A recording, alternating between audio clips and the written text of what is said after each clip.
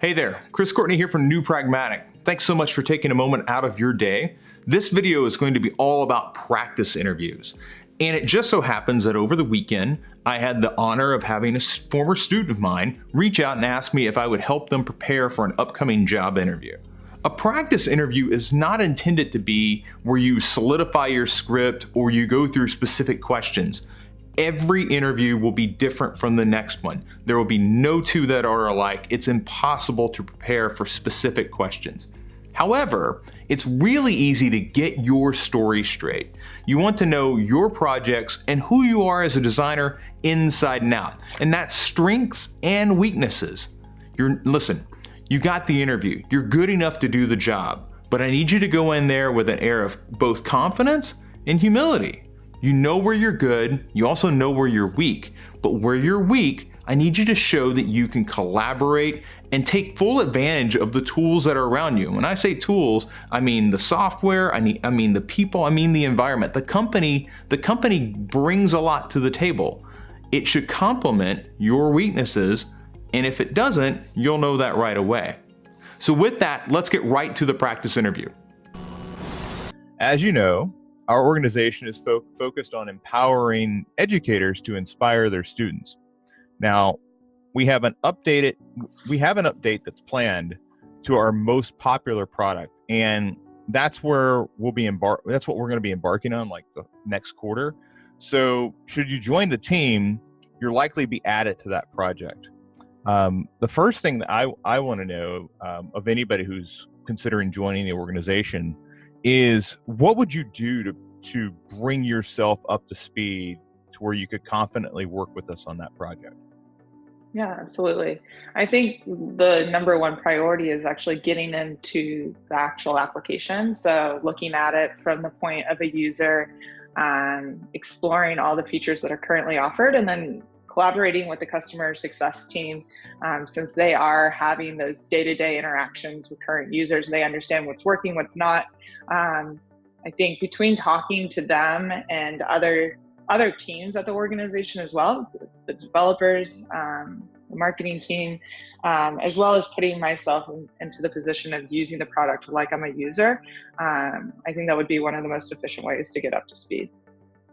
Awesome. Now, obviously, when you got the last email from us, it said that you were going to be doing some work with a developer. There's going to be a design challenge. I want to ask you a question related to that, because the job title is UX UI. Part of the job will involve working with the development team. What parts of the development process would you say you're really comfortable with, and then where are the areas that you're less comfortable? Where could you use improvement? Yeah. When it comes to the development process, I feel very comfortable with front-end development, so HTML, CSS, and understanding how my designs interact with how you would be coding something like that out. And also collaborating with developers, so handing off high-fidelity wireframes and prototypes. Where I start to get a little unsure with coding is more of the back-end software part in JavaScript.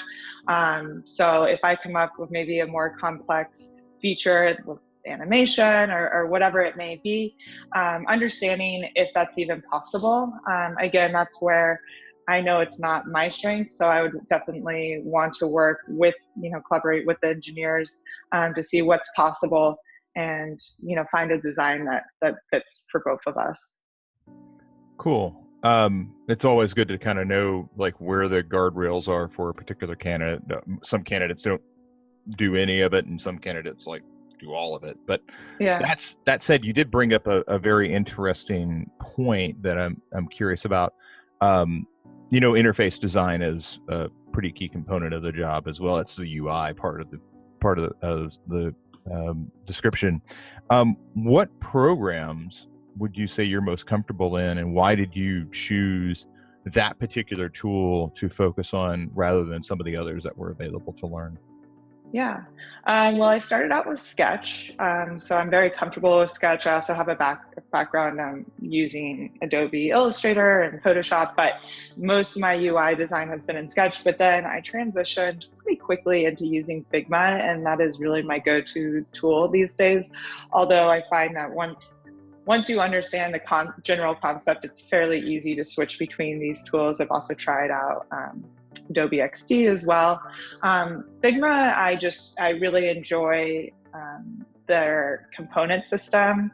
Being able to swap out the components quickly feels a little bit easier. That's the equivalent of symbols and Sketch. So I find it just to be a bit more intuitive. I love that you can see the CSS and HTML code right there on Figma. You don't require a plugin, anything like that. And again, you don't need to export into Envision, for example. You can do all your prototyping on one platform. It's cloud-based, which makes it great for collaboration as well. So I would say that Figma is my go-to, but I am also comfortable learning any new technology because I have that understanding of UI design already. Awesome. Some of our teams work in Figma, other teams work in Sketch. Um, are you, obviously you said you work more in Figma right now. Are you still comfortable enough to operate in Sketch if you had to switch hats for a day? Yeah, absolutely. Sketch is still very intuitive. It's a great product. I think that there's a reason why it's like one of the number one products out there for design, and I find it quite easy to jump into if needed. So, Yeah, absolutely. I personally like Figma. But I also realize, there's such a legacy infrastructure built Right. up, right? So with that said, I do want to ask, want to kind of get into where you've had the biggest growth. Obviously, your portfolio is full of amazing projects, but I'm really interested in where you've made mistakes in the past and what you've learned from that. So could you tell me about a mistake that you've made on a project that you've benefited from in later work? Sure.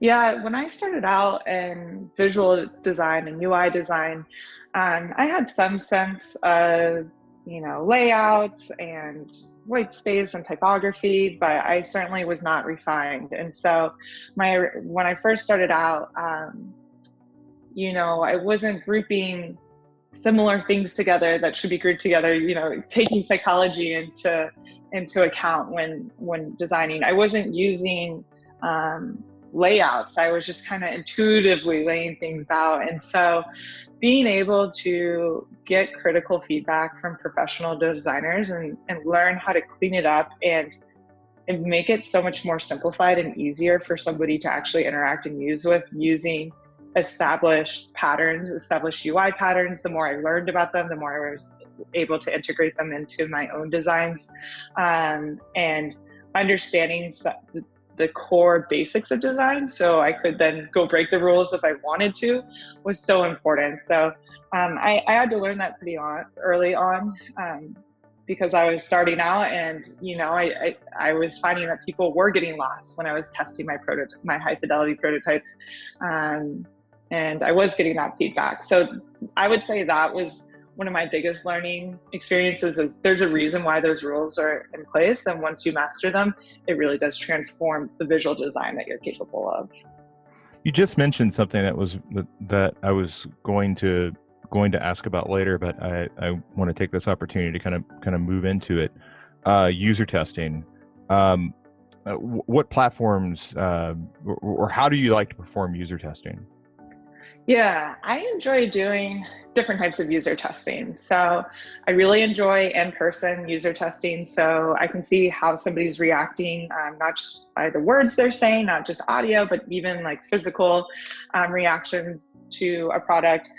So I usually have a usability script with some task scenarios or challenges. I also enjoy using Maze Design for remote testing, so I can see heat maps, and they've come out with a great analytics dashboard recently. So there is a lot of actual numbers to back up why design is working or why it's not, and you can go in and refine from there. And I think the in-person is a great partner to that type of research, so you can really get the qualitative piece as well.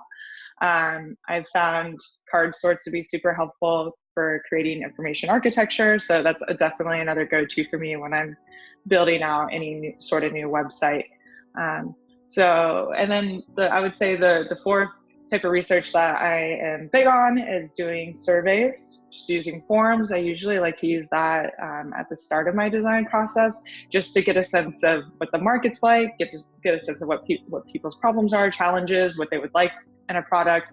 So from there, I can really have a directed point of view when I get into more qualitative research.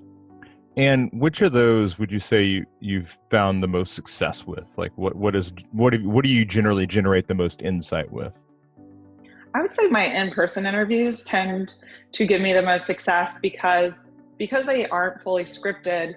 If something's not working out, or if I have a question, I have that opportunity to dig in deeper with people and really, as you would say, drill in. To me, those are often the most insightful tests. All right, that's very helpful. And kind of, we were talking about testing. Let's back up even further. Actually, you talked a little bit about research. How do you begin typically your research project? I know we kind of started there with how would you get used to our product, but how would you, if we put you on a new project, let's say the entire team was unaware of a particular space, maybe we're moving into education for skydivers, for instance. Yeah. We don't have that product right now. How would you begin that process? So one of the first things I always do is I head to Google and I see what's already out there. I think innovation is wonderful, but also you don't always have to recreate the wheel. So let's see what's working, what's successful. So running a competitive analysis. And from there, I start to understand what features are available, because I see what other people are doing. So what sort of ideas we could build into the product. That really lays the groundwork of what I'm going to ask people about. And then in my next step, when I do surveys, so it's talking to people maybe who are in the industry. For example, I built a wine shop recently. So some of my really initial research was not just looking at other companies, but also just talking to people who drink wine and like, hey, like, what do you enjoy about buying wine, or the wine buying process? What don't you enjoy? So having those informal conversations, looking at what else is already out there, and then taking that and moving it into a survey is usually my preferable way to start out a project. Got it. And as you know, with anything that's UX, UI related, it kind of covers a lot of space. Let's be honest with one another. The ability to manage your time becomes a real key, because you're trying to work. We're an agile shop, so we do 2-week sprints here, and we like to allow the team members to work together to kind of assign difficulty levels to the tasks that are on the board for that particular sprint. What would you say your ability to accurately predict how much time it's going to take you to complete a task has been in regard to your past projects? Do you find yourself consistently running over? Are you running under? Do you have a gauge of where you're at with that? Yeah, I would say in the past, I've always underestimated how much time I would need. But because of that, I now have a much better sense of how long it will take me to complete a task, so I can be realistic about it. So typically when I see a project, if I think it's going to take me 2 days, I know now, okay, let's build in an extra day, because you never know with research or something you find, you might want to go back and iterate, test, whatever it may be. And maybe there isn't time to do that in a sprint, but I find that yes, you want to work quickly, but you also need to be realistic that these projects can take a bit more time than you originally planned. And what do you do when you find that you're overloaded? What's the release valve there for you? You let's just say it's Wednesday, the sprint's complete on Friday, and you're literally running out of time. Yeah. What's your release valve? How do you solve that problem? Yeah, I mean, regardless if I'm doing like a freelance project or working on a team, I think open communication is the number one key. So checking in with the product manager, project manager, whoever it is that's running the sprint, or your client. If it means that, a specific feature might need to be postponed, that is a conversation to have. And going back and reprioritizing usually is my first step. So if I know 100% I can't get this all done by Friday, that probably means that something will need to be dropped. What are our priorities? What is the team comfortable with? And once we're clear and all on the same page from there, then you go ahead and execute. Good. I like hearing that, because to be honest with you, we like to run a healthy organization. It isn't a place where we feel like there should always be fire drills. I really don't like seeing colleagues working overnights and midnight hours to try to get something pushed through.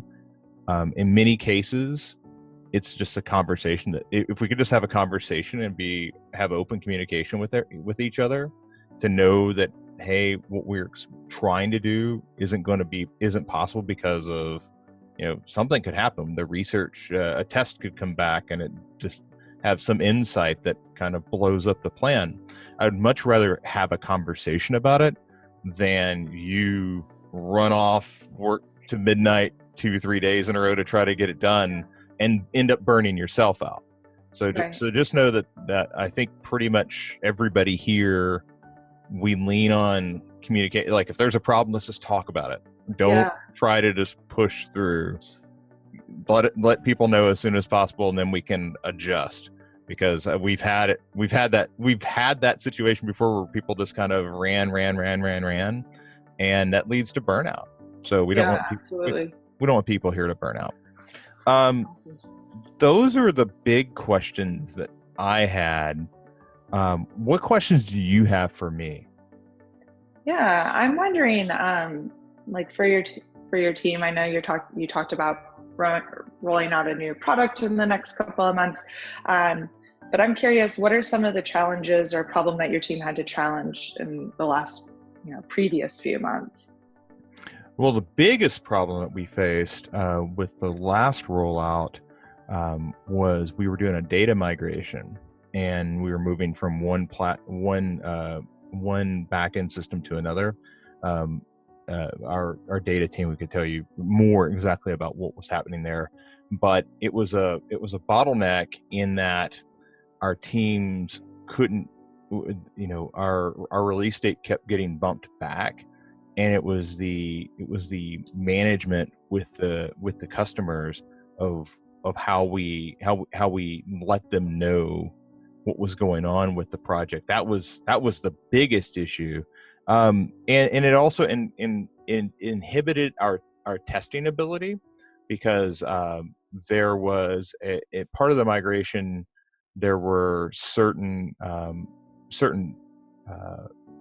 elements that we had built in the previous database that we were going to have to rebuild for the new model, and we weren't completely in sync with the fact that wasn't going to be available at release.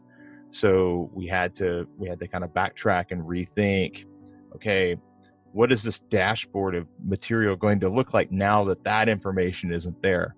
And that was kind of a fire drill, because our clients previously were used to that being there, and that actually is the reason why we delayed, because there was a go no go related to putting that new product out there without two of the major components. One of them we probably it had very low usage. The other one was like critical, and we simply couldn't put the product back out without that critical component there. So we had to have a conversation, and it delayed release by a sprint. Wasn't ideal, but it also was a situation that we had to talk with our marketing team to say, hey, don't talk about this yet, Right. because we could end up shooting ourselves in the foot. And 9 times out of 10, that's the biggest thing I want you to like be aware of is, like we talked about the communication thing with workload. If something's blowing up, we need to have a conversation about that. That's a situation where something was blowing up.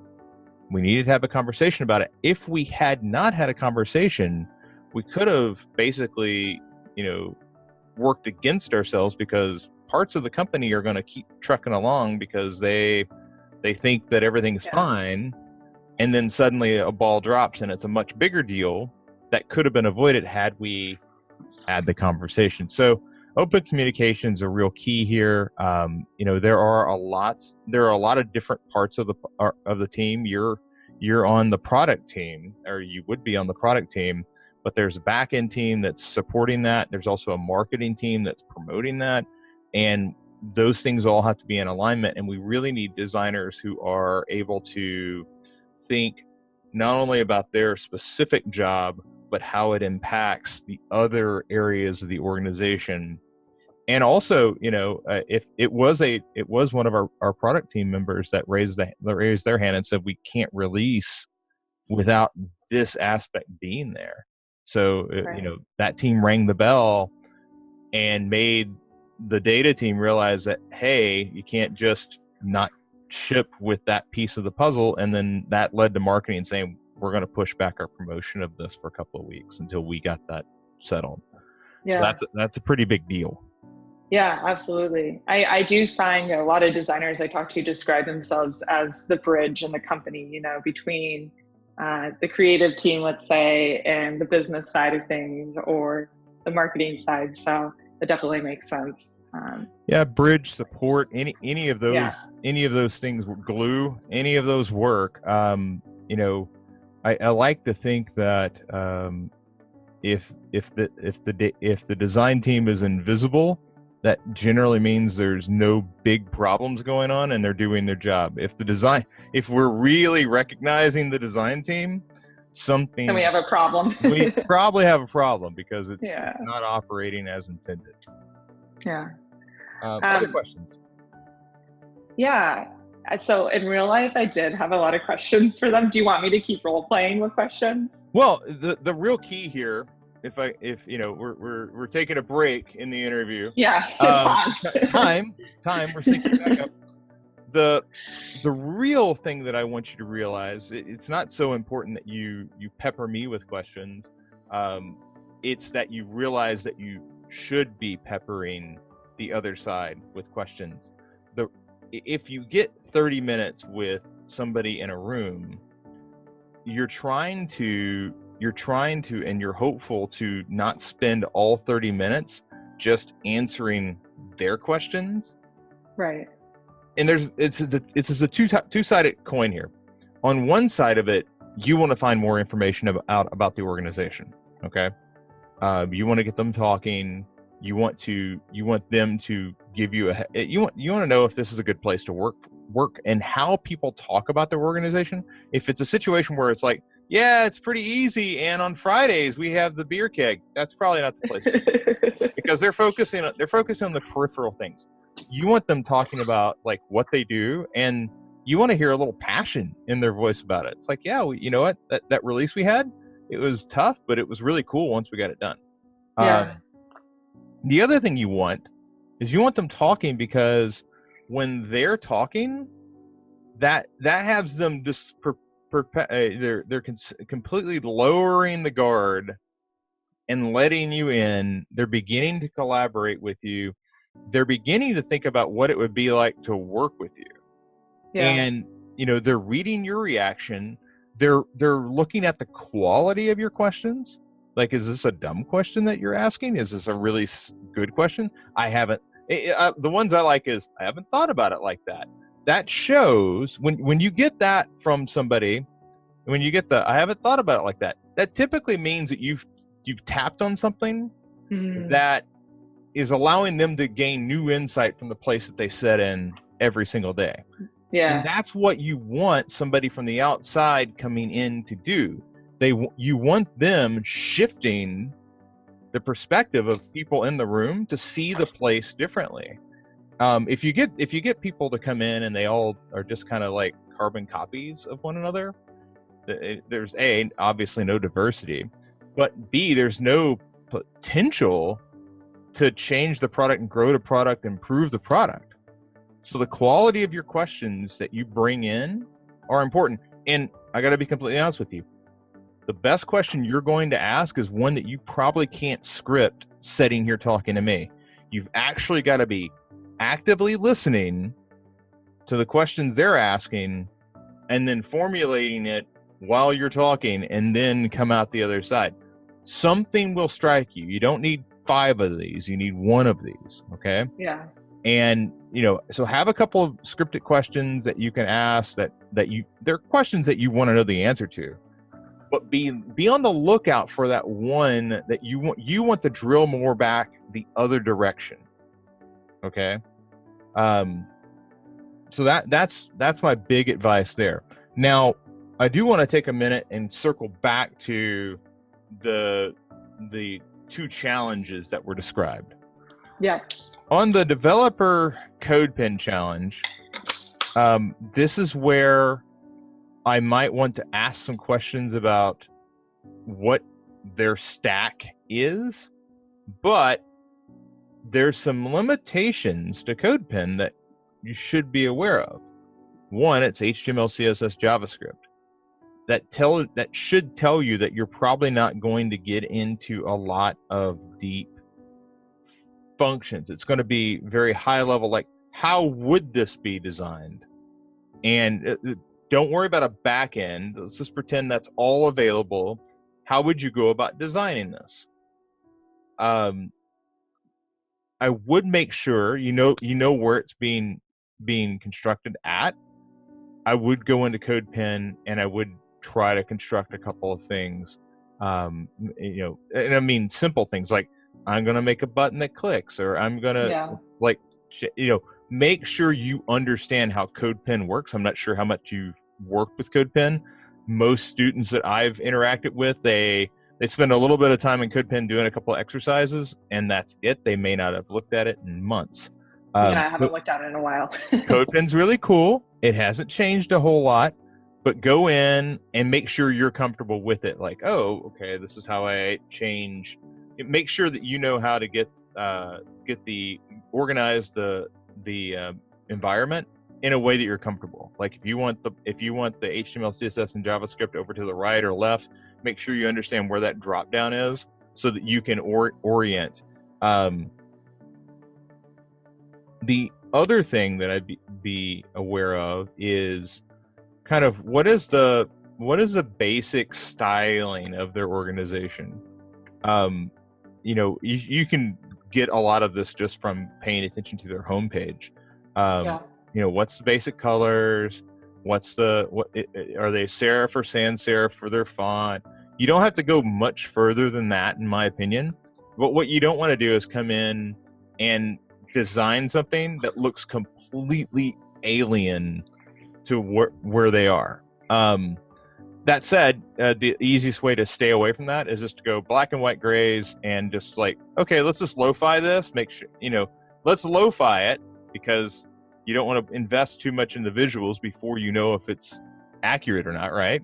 That'd be the smart thing to do. And then move forward from there. On the whiteboard challenge, this is the one that, it's an hour, what do you say, hour and 15? Yeah. And can you give me the details of that one again? Yeah, so that one is the product managers, and that he used to be the sole UX designer, and then he became the product manager, and he also does development work. So he kind of does it all. So it's with him, and then one of their education designers. So education designers there, from what I understand, they'll do a ton of research on like curriculum and design the curriculum that you would be interacting with as a user on the platform. So my guess is that, it's going to be something like coming up with a feature that has to deal with their content that this education designer creates, right? With the product manager. Okay. So there's a few things here that I think you should do immediately. One, it would appear that you have the name of the product manager person. You know who they are. Yeah. Okay. I'd make sure that you know their background a bit before you walk into that room. Like, where did they work at prior to this? Where did they go to school at? That you can get all that off LinkedIn. Yeah. Okay. Just make sure you know their story a little bit. The next piece of it is, with an education designer coming in, that seems to me to imply that this could be they're going to create some content, but they're going to have a different experience with it. Like, you're going to complete the task in a different way. I might suggest looking at education sites. Khan Academy, I think, does a fantastic job of organizing tons of content. Spending some time with Khan Academy, spending some time with Quizlet. Quizlet is an interesting one as well. And then, lean on what you witnessed in Block, like how that operates. Because I know that you were in that program. That gives you 3 different directions to kind of absorb. I'm not sure if you have any other educational platforms that you've used, like a MOOC or anything like that. But these are all going to be seeds for fodder in that conversation. And this is really just a competitive research project at that point. I'm going to go through and I'm going to look and create, note out the features for Khan Academy and note out the features for Quizlet, note out the features for any of those boot camps.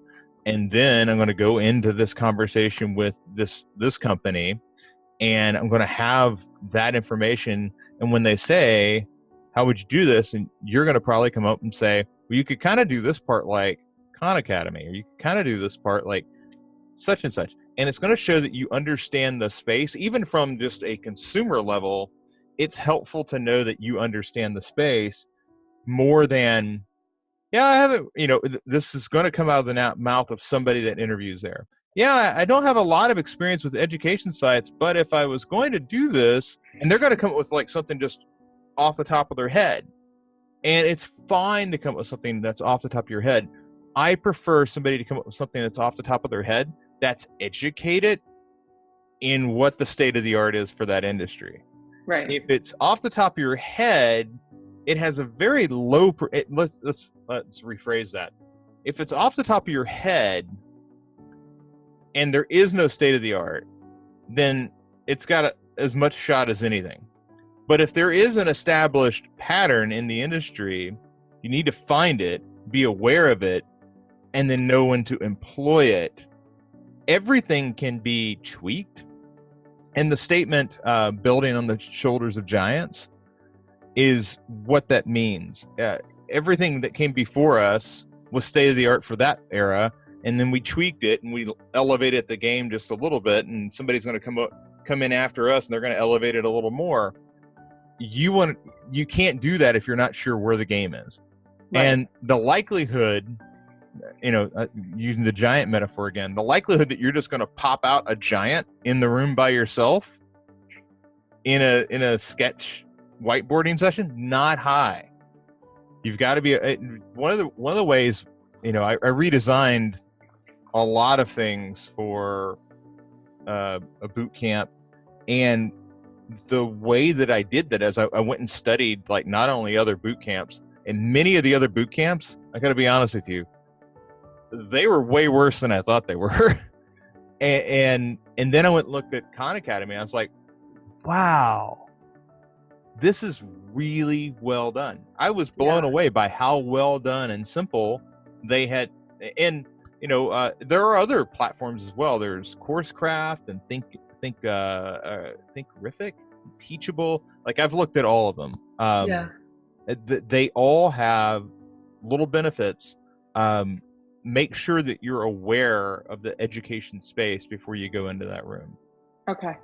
Go ahead. And jumping back to the code pen challenge real quick, do you think, and maybe you don't know, like this is where I don't know, but do you think the process is somewhat along the lines of like, okay, you do like a quick paper sketch, you're skipping using like a sketch or Figma or anything like that, and you're just building it straight in CodePen, right? Yeah, when you're sitting down, when I hear that you're sitting down with a developer, what I suspect is you're given a task, you're kind of sketching out with them, and then they're going to implement. I'm just to be completely honest with you, I don't think they're going to have you coding in CodePen. Why else would the developer be there? In CodePen, I could see the developer being there if it's like, okay, now I'm going to hook you. Now we're going to sit down at a text editor and we're going to create something using our API, and they've got to kind of guide you along that process. It's CodePen. Why else would they be there? At the same time, I wouldn't not be prepared to just do it yourself. Do it, yeah. Right. Like don't go in there thinking in your head it's going to work a specific way. Go in there comfortable with, hey, I'm going to draw and we're going to pair and I'm going to basically direct, like be comfortable doing that sort of pairing, be comfortable with them pairing with you, because it could be a situation where they're expecting you to do it and they're just going to provide hints if you get stuck. And in that case, be ready to go, I'm not really quite sure how to do this. Do you have any suggestions? Like, be open with them. Don't like don't put on the armor and like, I'm going to show you how badass I am, because if they're a developer that's worked at that company for a while, I guarantee they're pretty good. Yeah. So be somebody that's warm and welcoming of their guidance. Okay. And again, the worst thing you could do is psych yourself out and go, I know everything. And it's like, you don't. I don't. Nobody does. Use the tools in the room. So many companies, what they really want to see is, will you make use of the things that we're going to put people around you. They're really smart. You should use them. You should talk to them. Don't like, I got this, and stiff arm somebody to the wall. Like, let people into your process. How do you do that in a quick challenge? That's going to show them a lot, and they're more or less looking. I suspect what they're looking for is, how do you work with people? Yeah. Like and I will say this: the questions that I asked, I think are they're pretty much in the realm of what you should expect. But I thought you did a really good job of handling them, because I specifically shifted from like, UX to front end to UI to research to project management. I tried to shift to where you could never like just go straight down a case study and walk through a quote process. You had to kind of call into your memory certain aspects, and you did really well there. That's what I'm looking for from any interview. Nobody's going to go, take me through your case study, because if they do, that tells you more about them than you previously know, in that they aren't paying attention. Yeah. And I will also say this: that's only bad if it's every single person that you talk to says, take me through your case study, because that means like the entire organization isn't plugged in. There's going to be somebody who's been really busy, who hasn't had time to prep for this interview or any interview, and they may say, take me through your case study. As long as it's not the majority of the people that you're meeting with, look at them as like, okay, that's an outlier. That's not, they're really busy. Frankly, they're really busy. That's why they have to hire me. They need to hire me to make sure that person isn't really busy. But that's really all I got. Do you have other questions for me?